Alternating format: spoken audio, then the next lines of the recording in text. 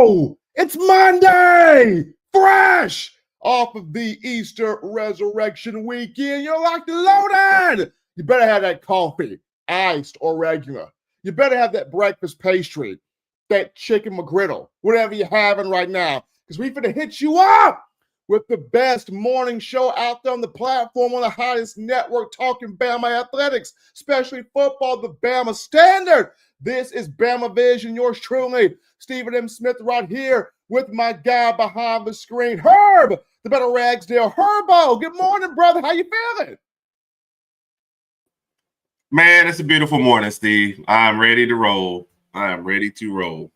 Absolutely, Herbo. Before we take you off the screen here and get this thing going here, first off, shout out to my man Raj. Hopefully Raj enjoyed his birthday on yesterday. Shout out to Raj right there. Also, my daughter Mariah. Mariah turned 10 yesterday, so shout out to my daughter as well. We had two awesome birthdays to celebrate. But before we get started, we got to pay some bills here. The first thing, or the main thing, y'all know that thing behind me, that title tower right there, courtesy of our guys, WhitWheelSports.com. This is a part of every Bama fan mentality. You got to have this towel, throw it up, wave it up, throw it around, twirl it inside Bryant-Denny Stadium, Saban Field this Saturday in the fall. You can be like me, have it on the wall, or you can be like my man Herb, have them in every nook and cranny in your house. This is a part of every Bama fan mentality.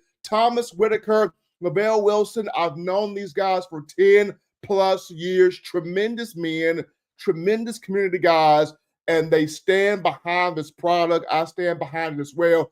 Get yourself a title towel. Go to WhitWheelSports.com today. Get you a towel. Enter the promo code STANDARD. You get you a nice little discount there, right there. Courtesy of your favorite Bama network, the Bama Standard. You can't beat it with the stick. In terms of my Uncle Rail. Shout out to you right there. But WhitWheelSports.com, get you that towel, Herbo. Is it a great product or what? It is a great product. But you said the best part, great people, man. Love those guys involved. Talked with them several times. It's a product worth supporting 1,000%. So absolutely. Get your hands there on that title towel. Well, folks, we got a great show, man. We're talking unsung heroes or underrated players that don't get the amount of publicity. However, they're going to get big time opportunities in the fall to have an impact on this team. We're going to talk about that. We're going to get into Ryan Grubb, new offensive coordinator for Alabama football. There is one question that you as Tide Nation want out of Ryan Grubb. Can he answer it? We'll get into that. And then last but not least, there's a certain individual that's expected to visit Alabama this week out of the transfer portal. Can the Crimson Tide get that young man as well? Hit that like button, smash that subscribe button, get crazy in the comment section. We're getting to your comments. We're taking questions here at the end. We'll start off with a few comments here, Herb. To start the show, let's pull them up. We got Latoya Billingsley in here. Let's go. Toya like Roll Tide, my country cousin. Roll Tide, Herb. Appreciate you, Toya. Latoya also comes back in with a happy birthday to my daughter, Mariah and Raj. So Raj, get another birthday shout out. My daughter, Mariah, as well. Their birthdays were yesterday. Way offsides. Jeff in here. Don't you dare do it, Herb. And you know what I'm talking about. Way offsides, Jeff. Getting us going here on Monday. My guy, Ephraim in the building. Roll Tide to everyone everywhere. Appreciate you from Javar Ball giving us a Roll Tide. Thanks, Jabar. Anitra is in here. Good morning and Roll Tide. Appreciate you, Anitra, being in here. But appreciate all of you guys starting this off here on the show. Continue to get your comments going here. But we're going to start off, Herb, with the underrated, unsung players that don't get that publicity, but this season, keep your eyes on them. They're going to have an impact. And you have, and these are all 4 or 5-star kids. A couple of them are 3-star guys, but these guys are highly talented. When you look at Alabama football, we all know this. You are going to have those guys that are big-time talents, but because Alabama's deep, because Alabama has several playmakers and players on the team, you are going to have those athletes that may not get the recognition right away, but that's okay because they find a way to earn it when it really truly matters. So we're gonna go this herd from 5 to 1 top unsung underrated players to keep your eyes on this year. And at number 5, put them up for me, Herbo. Dre Kirkpatrick Jr. Dre Jr. Young Dre. I'm excited about this one because we all saw Big Dre play at Alabama under Coach Saban and what he became, not just in college, but also in the National Football League, putting together a very fine career. And now his son, Young Dre Jr. here, we know the genetics are strong. The apple doesn't fall far from the tree. Young Dre has a pedigree. Young Dre has a mean streak about himself. And Young Dre can ball too. I got a chance to watch this brother, Herbo, at Gadsden City High School. And he made plays.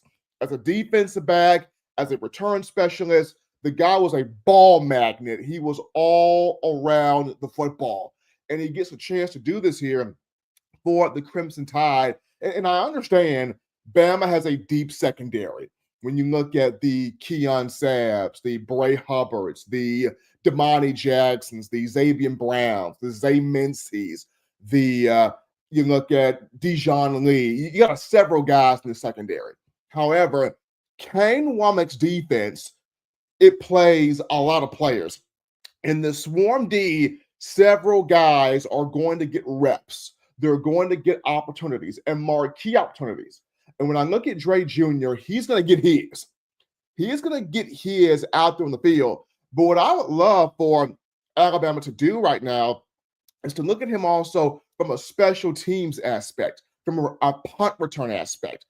Alabama has not had that electric punt returner. And I'm going to take this from a defensive perspective because Dre Jr. plays defense.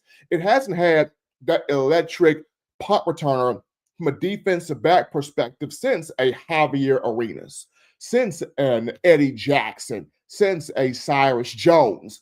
And when I look at Dre Jr., he fits that mold, right? He can catch that ball and he can make some shake. He can house that sucker to the crib and make the fans go, ooh, let's get more of this. I would like to see Bama coaching staff have this set up here for young Dre. Put him as a punt returner for now. Yes, work him in on defense. Yes, create opportunities for him in the secondary, but also put him in that turn role and watch him build his name there starting off. So Dre Jr., keep your eyes on him. Number 5, unsung player there for me, underrated player. Number 4, bring him up, Herbo. Jamarian Latham on that defensive front at that outside linebacker position. I'm putting Latham at number 4 from an unselfish aspect, right?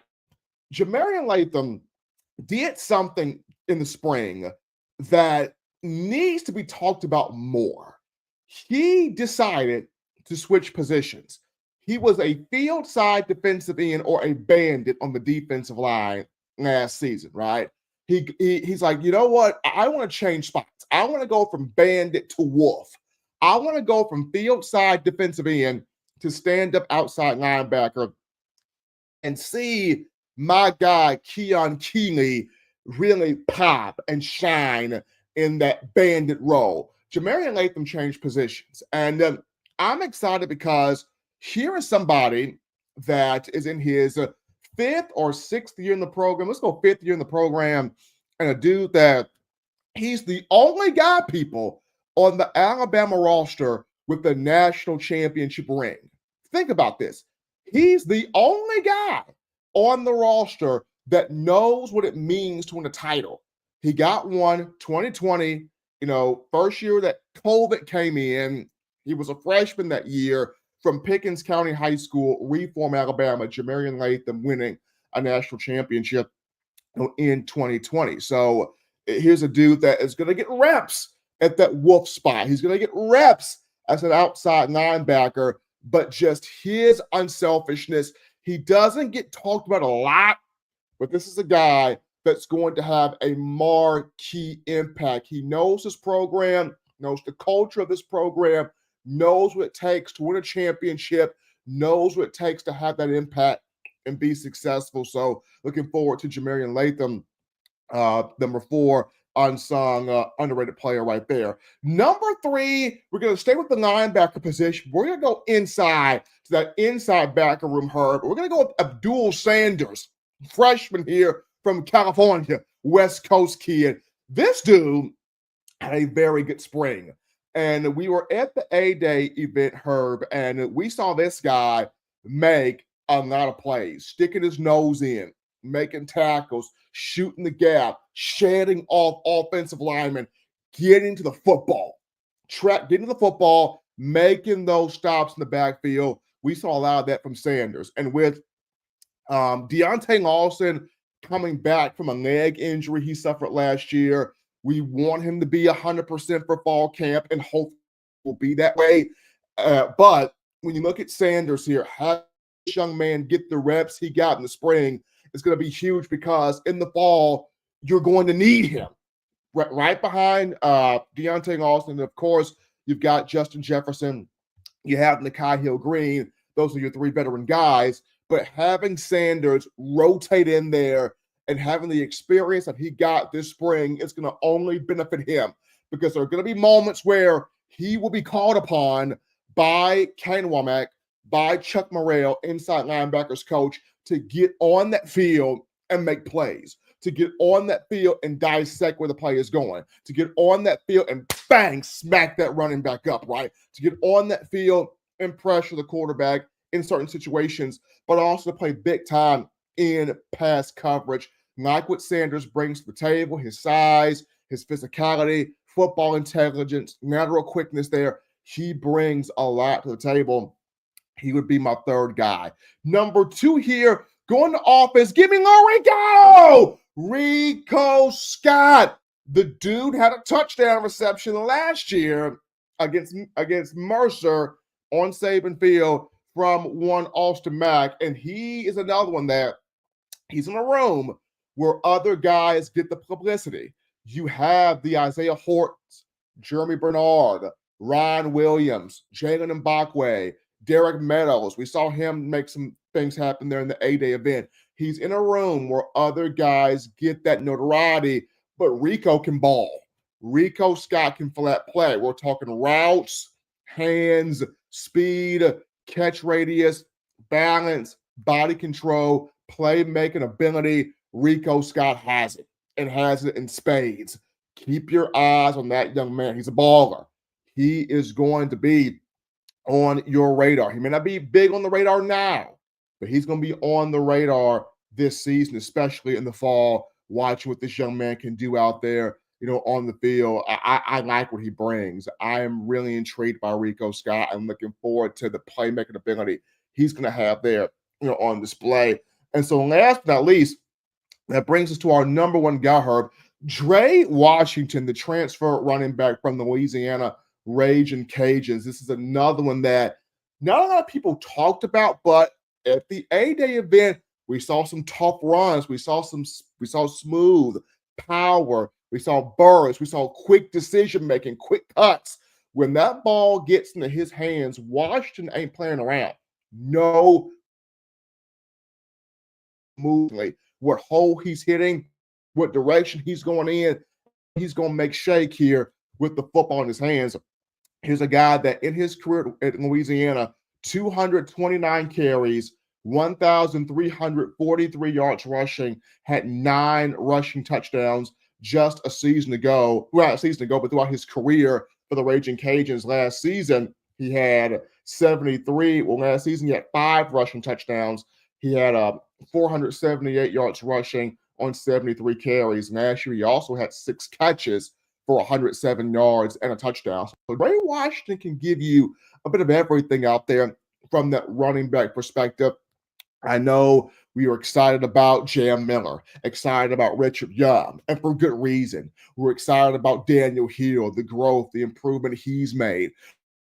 Excited about AKD, the freshman. Excited about Kevin Riley. But do not look away from Dre Washington. There's a reason Alabama got him out of the portal. He can do some things within this offense. And he's also a reason why my man Herb does not have a 1,000-yard running back for Alabama this season due to this young man right here. He's going to get carries. He's going to take some carries from a Jam Miller. He's going to take some carries from a Richard Young because you didn't just bring him to sit the pine.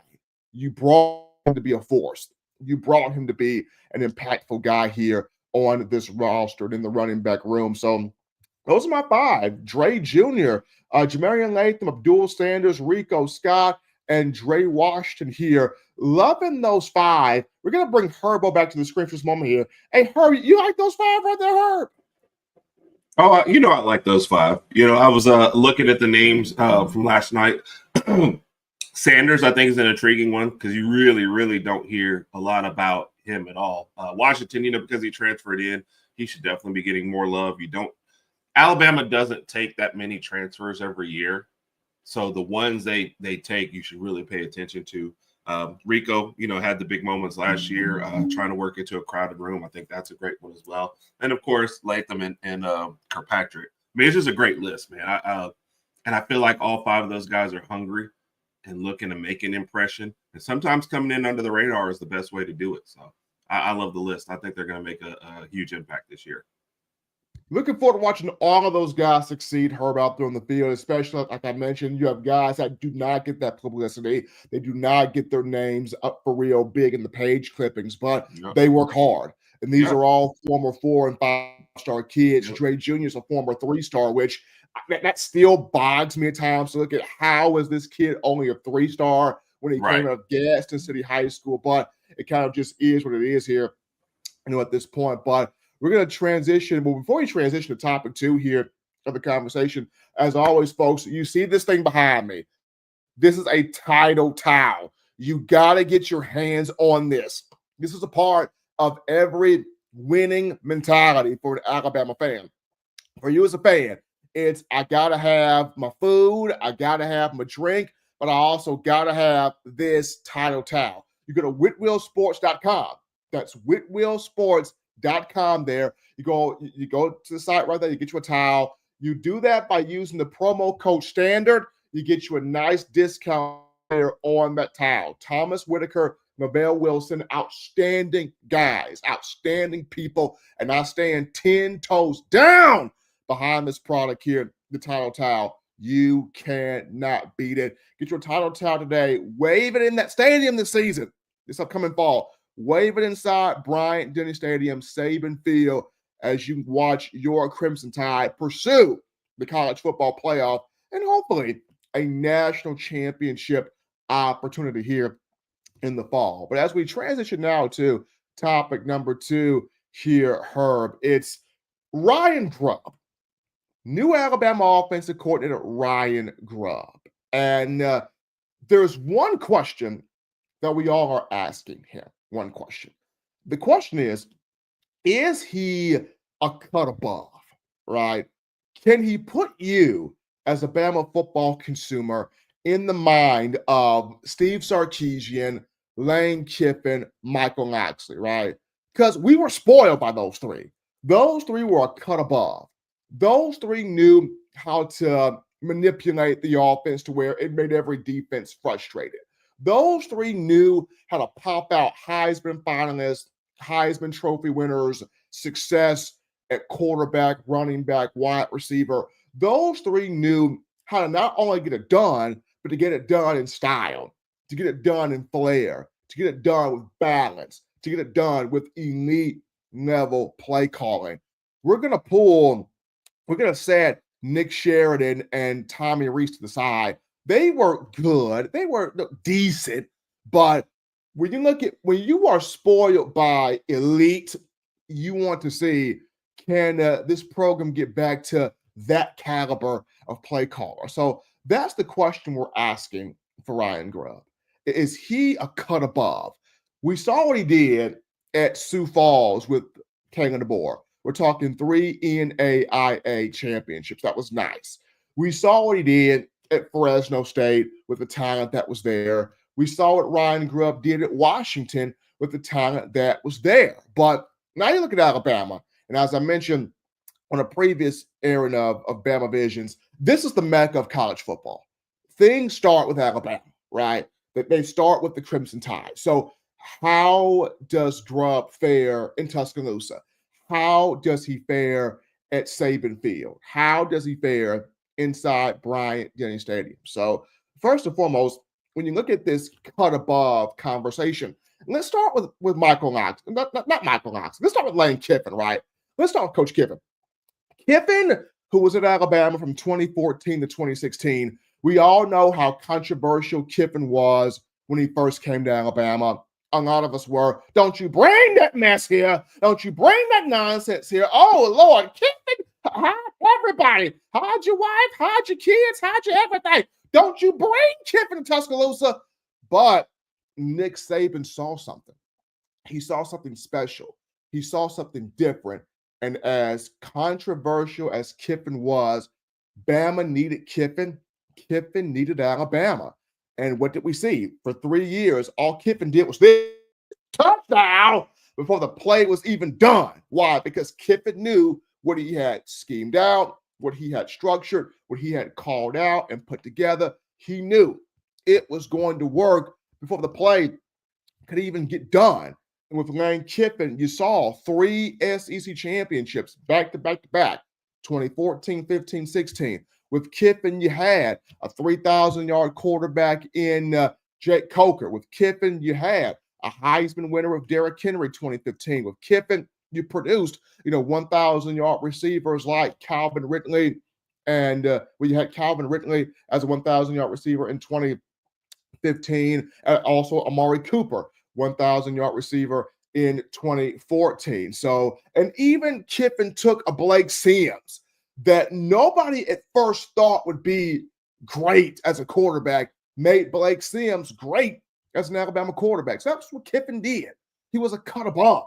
When you look at a Michael Locksley, this is a guy that had Alabama averaging 48.5 points per game, the most ever during the Saban era for an Alabama offense. Michael Locksley was a cut above. Locks had Tua Tagovailoa as a Heisman finalist in 2018.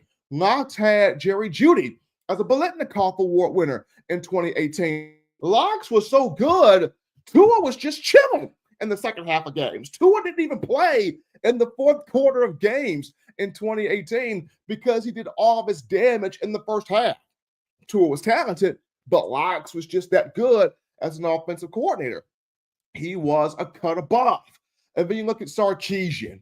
Sarkisian, definitely a cut above. This is a guy that if Tua doesn't get hurt in 2019, Sark would have had Tua in New York to win the Heisman Trophy that season. You look at 2020, when people didn't think that Mac Jones was going Mac Daddy it all the way to a national championship, what did Steve Sarkisian do? Have Mac Jones produce 4,500 passing yards. We're all like, oh, whoa. What did Sarkisian do? Have Mac 10 go for 41 touchdown passes. Have Mac 10 be a Heisman finalist. Have Devontae Smith winning the Heisman Trophy. Have Devontae Smith breaking school records. Having Devontae Smith end up getting drafted top 10 in the 2021 NFL draft venue. Had Najee Harris not just getting it done as a running back, but also a wide receiver hurdling grown men. Sark was a cut above. Sark different, right? So now, when you look at Ryan Grubb, that's the question. Are you on that level, Mr. Grubb? Are you on that level? Are you on a Mike Locksley? Are you on a Steve Sarkisian? Are you on a Lane Kiffin level? Because that, as Bama consumers, that's what you want to see. That's what we were spoiled by of the 3 names I mentioned earlier. And for Ryan Grubb, he does have the ability to produce, 3,000, 4,000-yard quarterbacks. We saw this with Michael Penix. We saw this with Jake Haener at Fresno State. We saw this at Washington in terms of having the balance with the run game. We saw Dylan Johnson for Washington rush over 1,000 yards for the Huskies. We saw at Fresno State he did produce. Grubb did two running backs that did post over 700 yards rushing. We saw at Washington, you had the wide receivers, the Jalen Pokes, the Jalen McMillans, the Romo Dunzeys that became NFL draft picks. We saw at Washington and at Fresno State and other places, Grubb did pop out tight ends that were successful, not just as blockers, but as pass catchers, as route runners, as guys that were impactful in the offense. But I go back to that was Washington, right? That was Fresno State. That was Sioux Falls. When you come to Alabama, when you come to the Southeastern Conference, or as I like to say, grown man football, can you pop it out here? Because that's what matters. That's where it matters. Can you pop it out here in the SEC? So that's going to be the big thing here for Ryan Grubb. That's going to be the big thing here. Can he get it done here in this conference? Can he get it done here in Tuscaloosa? Can he get it done here for the Crimson Tide? Is he the next cut above? That's the big question. I like the hire of Grubb. I like the potential of what he can do, what he can bring, what he can deliver. But when you talk about that next cut above, that's different. And he's going to have that and bring that to the table. We're going to bring Herb back in here for a moment here. Herb, when you look at Grubb here, and I know it's a tall order, right? I know it's a tall order because having Steve Sarkisian was different. Kiffin was different. Locks, though people don't necessarily give Michael Locksley the credit he deserves, the offense he had in 18, Bama averaged 48.5 points per game, which was the most by any offense during that Saban run during his tenure here. That's a tall order for Ryan Grubb. But in your opinion, Herb, can he be that cut above? Can he be sort of on that tier? Yeah. Well, I think one of the you've got Jason Jackson has a great point here, great personnel. I think he's coming in at the right time. He gets to pick his quarterback, right? You've got a deep running back room, a deep wide receiver room, right? I mean, you're looking at a room right now where if you knocked off the top two guys at running back and wide receiver, I think you'd still think, okay, we could still got, enough to work with as far as starters and everything, right? And then what you're going to cover in your third segment, going to get himself hopefully another tight end target, right? And get that room built up. He works on the line. I think they're going to be fine. I think he has all the tools, and then everything you read about him. First off, the coaching staff wanted him back here, right? Yeah. If they were okay with Sheridan, or if they felt like they could move forward with the way they were, this wouldn't even happen, right? The fact that they pursued him so heavily, and how many no's did they have to get before they were like, look, man, you're coming to I mean, you look at this, it's like Saban wanted him first in 2023 until Saban no. And then DeBoer comes after him 2024 last year. Yeah. And he's like, no, DeBoer, you're my guy. I love you and everything, but I'm cool here with the Seattle Seahawks. I got my NFL job. I'm not ready right now. Right. This becomes the year where DeBoer's like, look, man, you're my guy. I want you here. Right. And now Grubb is like, okay, now the time is right for me to come to Tuscaloosa. And I know for a lot of fans, I don't want to believe the hype. I want to see it happen on the field.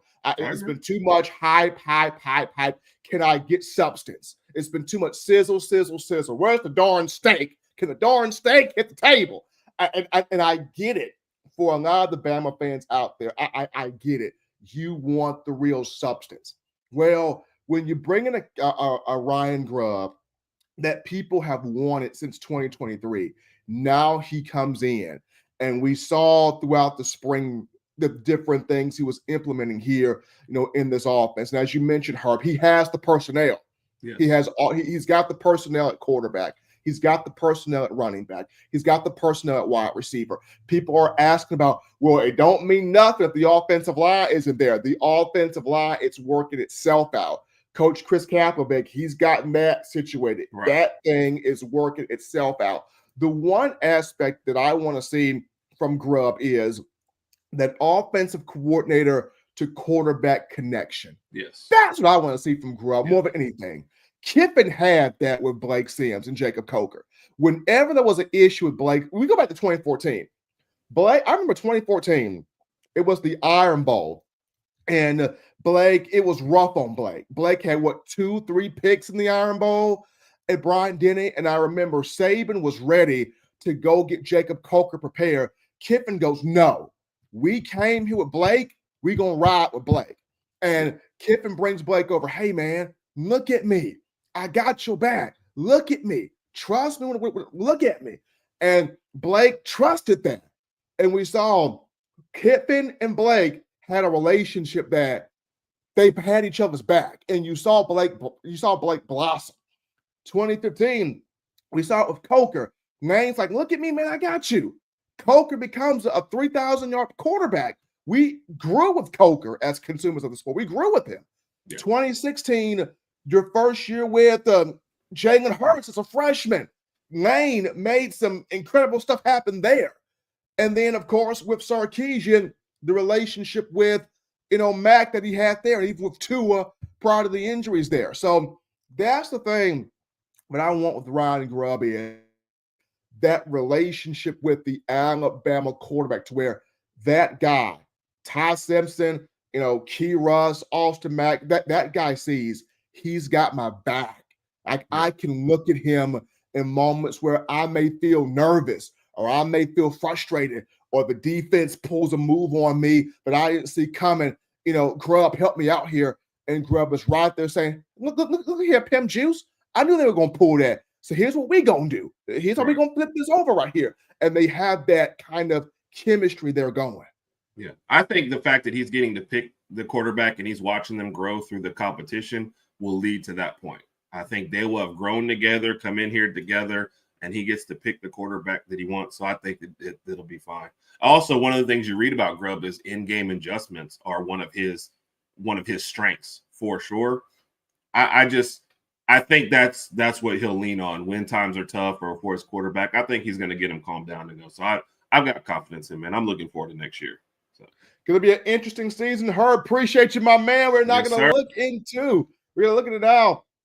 The final topic here of discussion before we get into your comments, your questions, and engage you, the Alabama football audience. Appreciate you guys checking out Bama Vision on a Monday morning, 9 a.m. You guys got your coffee going. You guys got your breakfast pastry going, and you're right here with myself, Stephen M. Smith, Herb the Better Ragsdale, as well here with this show. Be sure to hit that like button, hit that subscribe button, get crazy in the comment section. We want to hear from you. What are your thoughts, your questions? What do you want to bring to the table in terms of the show this morning? But looking at topic number 3 here, Herb, does Alabama get a big name here from the portal? There's a name in the portal at a position of need for the Crimson Tide.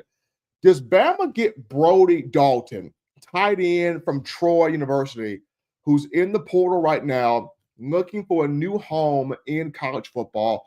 Does Bama get Brody Dalton here at that tight end spot?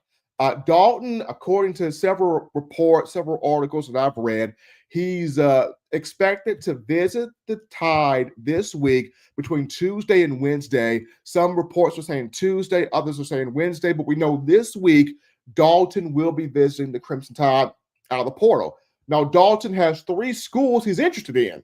It ain't just Bama. He's got Bama in here. He's got Cal on the West Coast there, the California Golden Bears. But he's also got North Carolina, whose head coach is Bill Belichick. So you got Cal, you got Bama, you got the Tar Heels, North Carolina, out of the ACC that Brody Dalton is interested in. But Bama is on that list. And tight end is a need for the Crimson Tide. Why? Because you have C.J. Dupree and Robbie Oots already off now to the NFL draft, right? You have Josh Cuevas, who is your best H-move tight end on your roster. He can play on the end line as a blocker, but he can also split out wide as a receiver. He's your best playmaking tight end right now. You have Danny Lewis Jr., who was banged up throughout the spring, didn't really do much in spring ball, but he's more of your C.J. Dupree-esque player more of your blocking tight end, but he can also go out there and catch passes. Then you got Jay Lindsey, who's physical tight end, tough tight end, good blocking tight end, is getting a bit more, looser in the hips as far as becoming a playmaking tight end, but not quite there yet, but can get there. Then you've got, guys like Marshall Pritchett and Caleb Edwards, two true freshmen. Which one of those two really pops as a tight end, we'll see. But Bama does, outside of Josh Cuevas, you don't have that number 2 game-breaking, game-changing tight end yet. You don't have it yet. And this is where Brody Dalton can come in and be that guy. Dalton at 6'5", 250 pounds. I mean, here's a guy that has played in 31 career games at Troy University. A guy that, this past season had 15 catches for 188 yards, 3 touchdown receptions for his career. We're looking at 24 catches for 339 yards and 3 scores. So he does bring value to the table. He does bring some juice here to the table at that position. The question is, can Kalen DeBoer, can tight ends coach Brian Ellis, can this coaching staff bring him in from the portal? Expected to visit this week, either Tuesday or Wednesday. Expected to come in to the Crimson Tide on that visit, either Tuesday or Wednesday, but he comes this week. Can Bama make this move here? Can Bama pull this guy? Bama has had success out the portal now. Even before the portal became a thing, it's had success with transfers. You think about the likes of Richard Mullaney back in 2015, the first guy that made the transfer thing cool. Mullaney, Slotty Pippen, got a little nickname there. Slotty Pippen came from Oregon State, comes to Alabama, had success there with Jacob Coker as his quarterback. Slotty Pippen, 2015, what he had, 38 catches, 390 yards receiving, 5 touchdowns, was a big help to a national championship team. In 2015, that was Mullaney. 2016, Garrett Dieter, who came in from Bowling Green. What did he do? Helped Alabama from the wide receiver perspective get to an SEC championship, win that, get to the college football playoff. That was big for Mullaney. We all just so grateful when Jamison Williams, Turbo J-Mo, came to Alabama from Ohio State. And in one season with the Crimson Tide, J-Mo, 79 catches, big season, over 1,500 yards receiving, had 14 touchdown catches there. J-Mo was huge, helping Alabama. SEC championship 2021, college football playoff, but of course, the great Jahmyr Gibbs and what he did for the Crimson Tide as a transfer coming over from the ACC there. So from Georgia Tech. So Bama has had success there with guys out of a transfer portal. So here's Brody Dalton at a position of need, at a position where you got to have it, at a position where it'll be big for Bama to get him if they can get him. He's expected to visit the Crimson Tide this week out of Troy. Does the Tide make this move? Does Kalen DeBoer bring him in and make him the next tight end here on the roster for the Crimson Tide? And this has been a conversation for quite some time with Alabama. If there was a position that the Tide would attack out of the portal, the tight end room would be the room, right?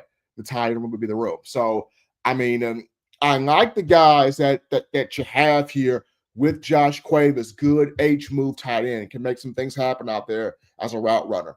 I like what Danny Lewis brings to the table. I want him to be fully healthy here for the fall, which he would be. I like what Jay Lindsey can become. He's young, but I like what he can become. And then you have 2 freshmen, Caleb Edwards and Marshall Pritchett. Which one of those two pop out as the bigger specialized tight end? We'll see what happens. But outside of Josh Cuevas, right now, you are needing that explosive playmaker at the tight end position. And for me, if you can get a Brody Dalton to come to the Crimson Tide, I say you get him. I say you make this car. I say you make this move. I say you make this thing happen here if you're Kalen DeBoer. at that position. But I mean, Herb, for you, Herb, we had this conversation about the tight ends. We've had this about if Alabama was to make a move in the portal, this would be the position that it goes after. And I know we've got a couple of people in the comments saying, I don't think Alabama needs Brody Dalton. You got Danny Lewis. What is your thought here, Herb? To you, in your opinion, because I feel like if I'm in Alabama, I make this move, I make it happen, especially you getting this young brother on campus. You're having him here for a visit this week. Do you make that move? Do you pull Brody Dalton out of the portal? I think you have to at this point. To their point, look, before the spring and before the injuries, we thought tight end would be a strength. We enjoyed that. You go through the whole spring practice and you only have one healthy tight end. You just have to do something else to that position. I understand what everybody's saying, but you have to get another guy, especially a guy who can potentially be a little playmaker for you and do some things that maybe a couple of the other guys don't do or combine to do what the other guys don't do. So you have to. You can't come out of the spring thinking, well, I just hope everybody gets healthy, because you just never know, right? Certain things that you think are minor injuries, they linger all of a sudden. You get into the fall and you still only have one healthy tight end or one tight end that's up to speed. No, you can't do it. You get a chance to get a guy like this, you go after it. I think it would be a detriment to us if we did. So that's it.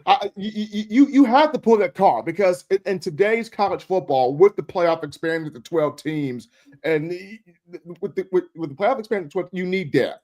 It's a 12-team playoff. You need depth. You need bodies. You don't know where the injuries could occur. And like you mentioned, Herb, this spring, Bama came out with maybe one main healthy tight end in Josh Cuevas. Jay Lindsey's good. He's talented, but he's still growing young. You look at Caleb Edwards and Marshall Pritchett. They're both got high potential, but do they live up to that potential? We have to see, right? Danny Lewis Jr. was banged up throughout the spring. He did some things he didn't do. So the only guy that you can look at and know, I'm going to get this beyond a shadow of doubt from this guy is Josh Cuevas. That's it.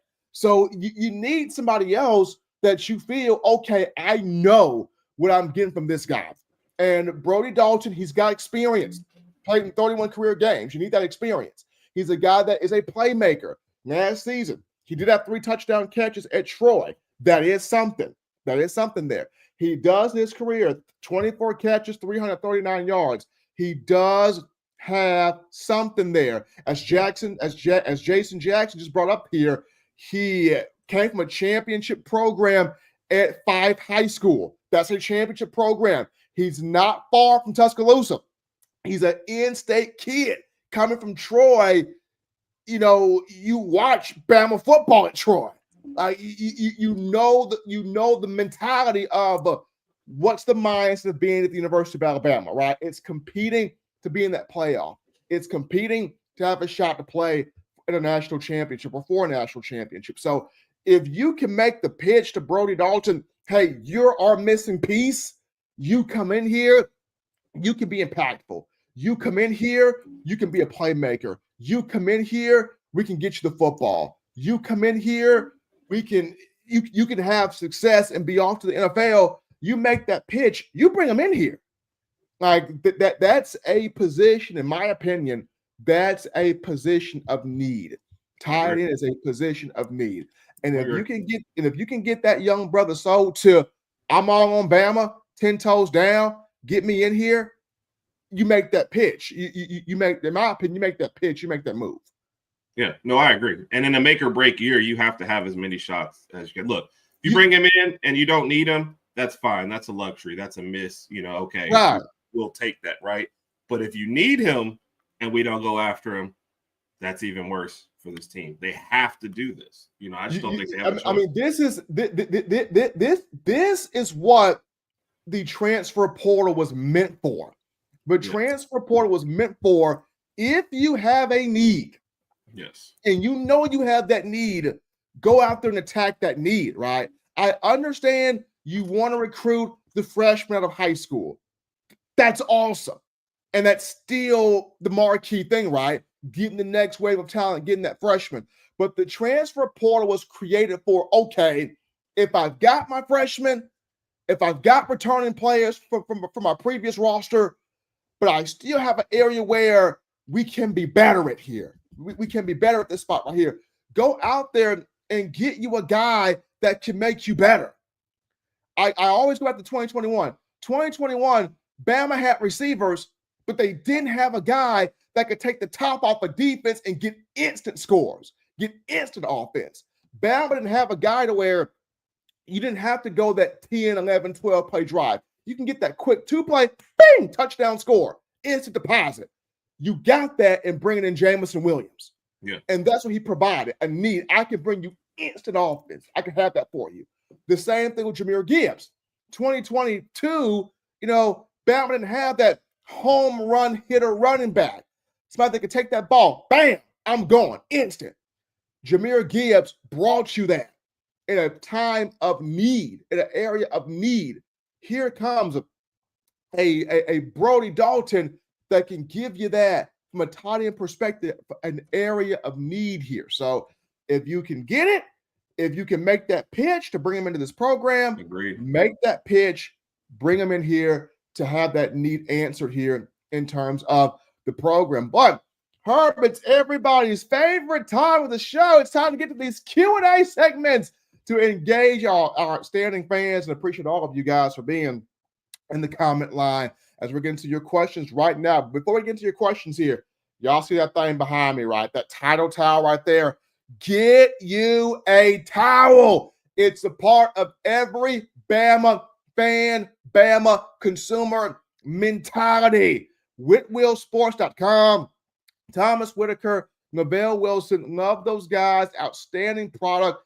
Have this towel in your hands, wave in the air like you just don't care inside Bryant-Denny Stadium, Saban Field this fall, showing that utmost support for Kalen DeBoer, his coaching staff, and most importantly, the players that play for this Alabama football program.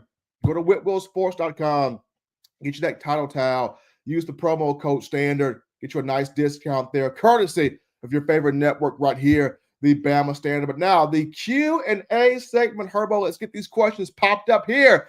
Appreciate From. Let's go. From became a U2 member. Let's get it for Skyline, baby. Efron, becoming a member here to the channel. Appreciate Efron being a member, being a great part of the show here. Javar Ball writes in, where is Xavier Brown? Give me something on him. Xavier's still in the secondary.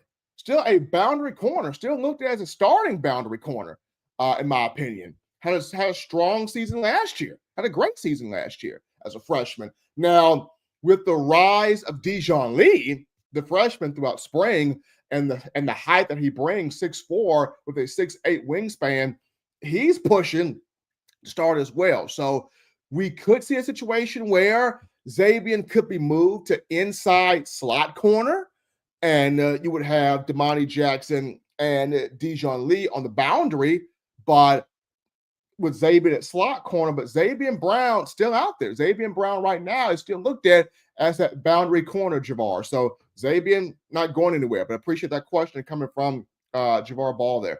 Latoya Billingsley, which assistant coach, position coach, has the most to prove this season? Ooh, that is a good question, Latoya. The most to prove this season, I would go Freddie Roach. And the reason why I have said this, all of these guys on the defensive line, these are his guys. He recruited, signed every last one of them. So these are his boys. He's got to pop out the numbers with these boys this season. He's got to produce a first-round defensive lineman. Bama has not had a first-round D lineman since Quinnen Williams' 2019 draft. He went number 3 overall to the New York Jets. This is a massive year for Freddie Roach. He has the most to prove. Appreciate Latoya there for her question right there. Ephraim writes in, is $20 million sustainable for NIL funding? Ooh, $20 million NIL funding? Oh, man. That's a good question there, Ephraim. That is something for boosters to answer right there. I mean, it can be. if Alabama gets everything up the way it needs to be, it could be, but that's definitely a question there for the Booster Club. That's definitely above my pay grade right there. But appreciate Ephraim for his thoughts here on the show. Latoya Billingsley writes back in, how do you feel about Shedeur Sanders and Travis Hunter retiring their jerseys? Latoya, when you never had nothing and then you get something, like people go crazy. Colorado never had anything, right?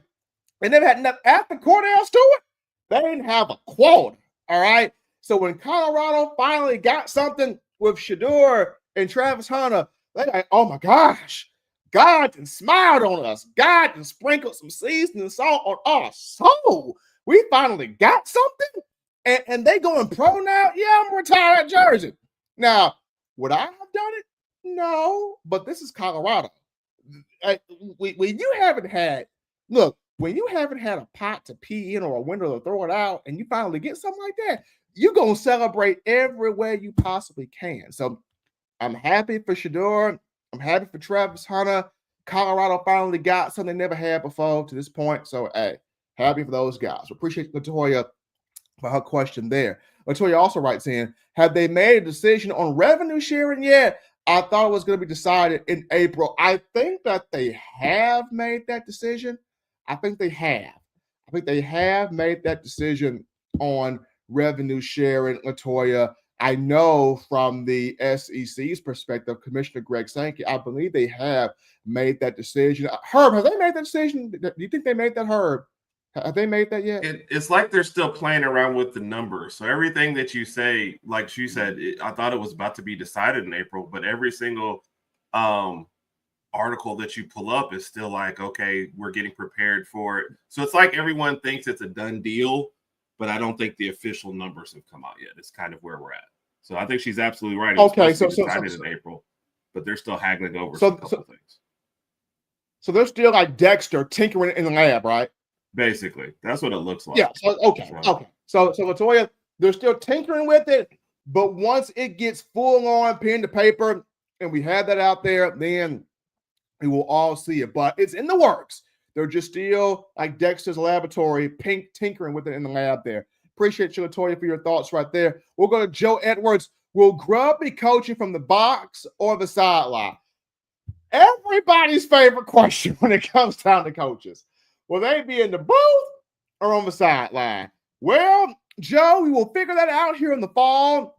I hope he is on the sideline so he can be able to give that communication in the face of the quarterbacks, but we'll see. I mean, we will see. I would like for Grubb to be on the sideline, but even if he's upstairs and they have Nick Sheridan on the sideline, I would like that too, because Nick Sheridan, being the quarterback coach, is primarily with the quarterback position. So I would either or. If Grubb is upstairs, I'm good. If Grubb is downstairs, I'm good. It'll be. I just want that communication, that chemistry between Grubb and the quarterbacks to be phenomenal. So if it's phenomenal upstairs, fantastic. If it's phenomenal on the sideline, fantastic. Appreciate Joe Edwards there for his thought on the show. Antoine Carrington writes in, is he better than Danny Lewis? Is the question, because we straight with Quavis as tight end one.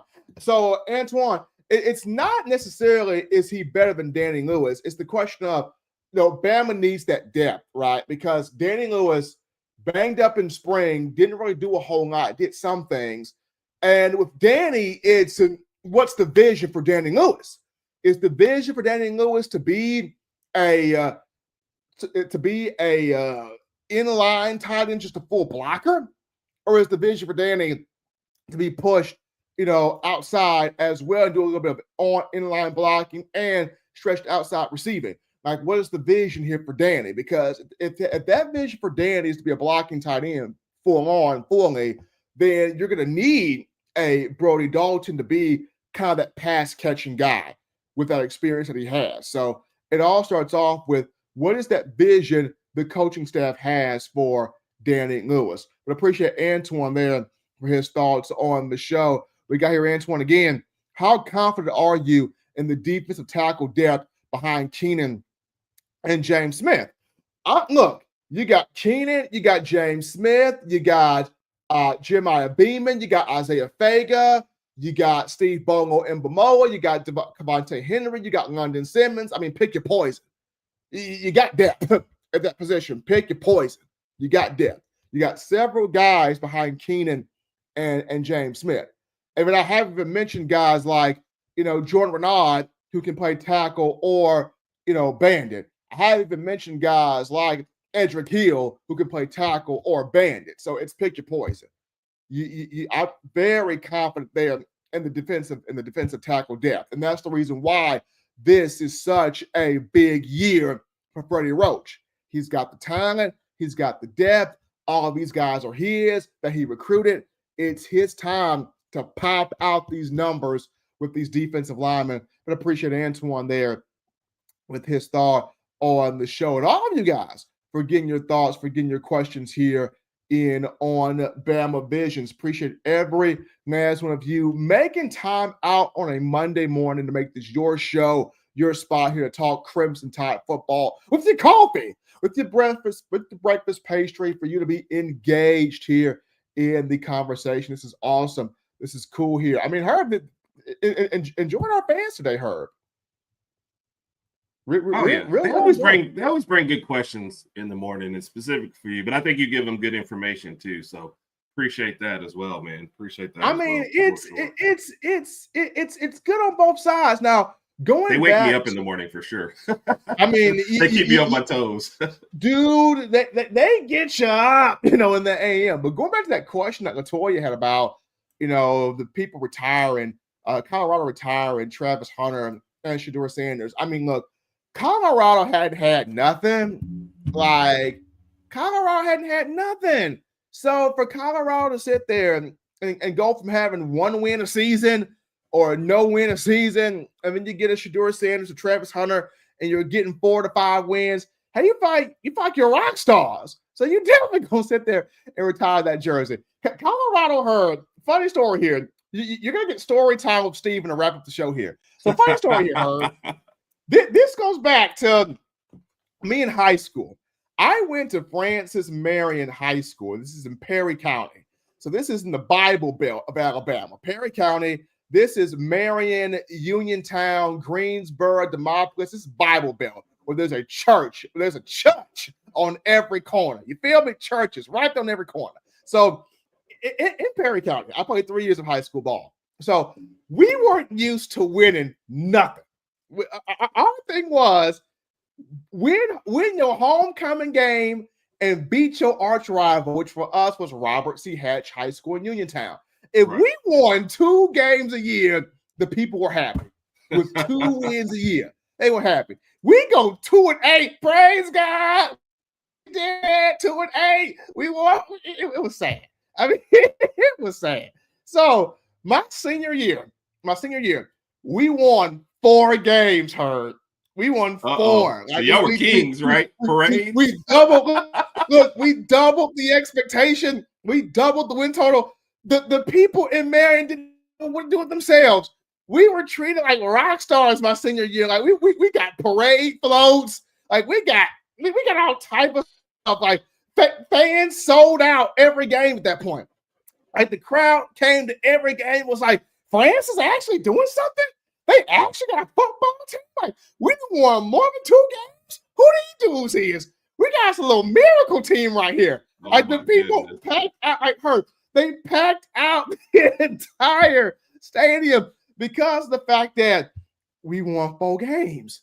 And one of the players on our team had his jersey retired. Oh my God! Because we won. Literally. We won 4 games, 4. And one of the guys on our team had his jersey retired. So yes, that does happen, people. It does happen. When you don't, when you never had nothing and you ain't used to nothing, when you get something, you're gonna celebrate it from the rooftop, no matter how small that thing is. I mean, we won 4 games my senior year, Herb, and the people celebrated like we won the college football playoff national championship. That's how them people celebrated Herb. It was nuts, man. So that's your okay. I guess it makes sense. Look, I give Deion all credit in the world for resurrecting Colorado. No matter what you might think of their record, he basically saved them. I don't think the Big 12 wanted them. You know, they were about to be in purgatory until he came along, and the Pac-12 was failing. So I get that. I agree. I wouldn't have retired both those guys, but look, man, if you're gonna do it, go ahead and do it. More power to you. Especially Travis Hunter. At least he won the Heisman. You know. So yeah, I mean, I think more criticism is for Shedeur because they didn't win. You know, they didn't win right. playoff game, Big 12, anything. So I think that's really it. But otherwise, Deion deserves a lot of credit. You know, love him or hate him, Colorado's become must-see TV the last 2 years. No matter what's going on, you're either rooting for him or you're rooting against him. There's not many people just kind of in the middle. So Colorado is relevant because of what Deion did, and I think that's kind of a fact. So absolutely. And somebody missed what you said though. Which high school? So Jason, I went to Francis Marion High School. That's Marion, Alabama, Perry County. Francis Marion. Dwight, did you play with my homie Devin? I know Devin was a few years before me. I didn't play with Devin. Devin was about 5 years before I played. I would have loved to play. Devin was a host too, man. Devin was beast. I would have loved to play with Devin. Devin played about 5 years before I came through. So I missed Devin by about 5 years. I hate that, but it's all good. It is what it is. But yeah. But absolutely, folks, we appreciate you guys in the Q&A segment. Thanks to all of you guys checking out the show. And before we sign off here, I'm going to bring my daughter on camera before we sign off here. She did celebrate her birthday yesterday. So here she is here. Mariah, get in the frame. There she is. She is in the frame. She celebrated her birthday on yesterday. So she's 10 now. So she's gotten into the frame. She's gotten her moment there for the day. She also got $55 there. So but Mariah celebrated her 10th birthday on yesterday. She got herself in the frame there. But appreciate you guys being a part here of yes, like and subscribe. Thank you, baby. We appreciate you guys being a part here of Bama Visions on a Monday morning. Appreciate you guys being a part here of the show with yours truly, Steve M. Smith, Herb, the Better Ragsdale. Happy birthday to my daughter Mariah on yesterday and Herb's brother Raj. Appreciate both of them. But folks, big announcement here. On tomorrow, on the Bama Standard Show, the flagship show, 6 p.m. Central Time. You don't want to miss it. We got the baddest man in the house joining us. Brody Arm Cannon Croyle will be on the show tomorrow. Brody Croyle. Aside from Tua, aside from Bryce Young, best arm to ever come through Bama, big arm Brody Croyle. So, and Brody will be on the show tomorrow, 6 p.m. Central Time on the Bama Standard Network, Bama Standard Show. Y'all get there to be a part of the excitement that Croyle is going to bring. But we have a network. We have so many great shows for people on the network. We have different flavors for all of you. You can follow me personally on Twitter at Coaching M. Smith on Twitter, at Coaching M. Smith on Twitter. You can follow my man Raj on Twitter. Herb. My God, I had Raj in my mind. Herb. You can follow Herb. What can they follow you, Herb, on Twitter? I don't know if I should come on right now. Raj on my mind, man, for a whole split second there. My bad, Herb. Herb, where can they follow you on Twitter? You know I didn't mean to do that, Herb. Raj_Herb on Twitter. You can follow us there. Like you said, belated birthday shout out to Raj from yesterday. And then tomorrow night, we go live Tuesday nights, 8 p.m. Central Time. And tomorrow's Raj's birthday bash. So you come in and at least stop by and say hello to him and wish him happy birthday. And looking forward to that too as well. But yeah, that's it. Raj_Herb and the Herb and Raj podcast on YouTube. Absolutely. They appreciate Herb there. I got it this time. Herb there. We already at home, right? We're already at home. You can follow Herb there, right there. Also, you can follow us, Bama Vision, on Monday mornings, 9 a.m. Central Time. here on YouTube. Also on Monday nights, you can follow my guys Daniel Petty and Gerald Bring Me Through the Smoke. Coach G.B. Dixon tonight at 7 p.m. Central Time, 8 Eastern, the opening kick. Follow those guys right there. Tonight, 7 p.m. Central Time. That's on Monday. On Tuesday, you got the Bama Standard Show, 6 p.m. Central Time on YouTube with the Tribal Chief Justin Riley, with Marvin Constant, with Steve Brown, with Coach G.B. Dixon, myself in there as well. We're there at 6 p.m. on Tuesdays. After us, you got the Final Whistle, who has their own YouTube channel. Follow them at the Final Whistle on YouTube. They come on at 8 p.m. Central, 9 p.m. Eastern with Matt Cadell, Lucian, Ty Hayes, Dan James, Chris James, the whole crew right there. That's on Tuesday. On Wednesdays, we got Crimson Dynasty with your girl, She Hot Lana Payne. You got her right there with JB, with Dan the Man James. That's Crimson Dynasty, 6:30 p.m. Central Time on Wednesdays.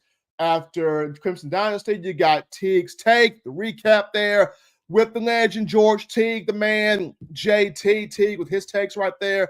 That's on Wednesday.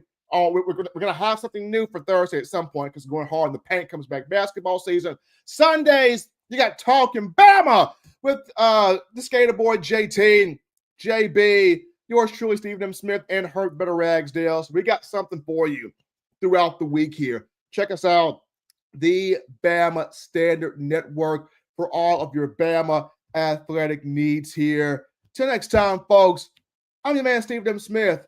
This is Bama Visions. Be good. Be blessed. Roll Tide.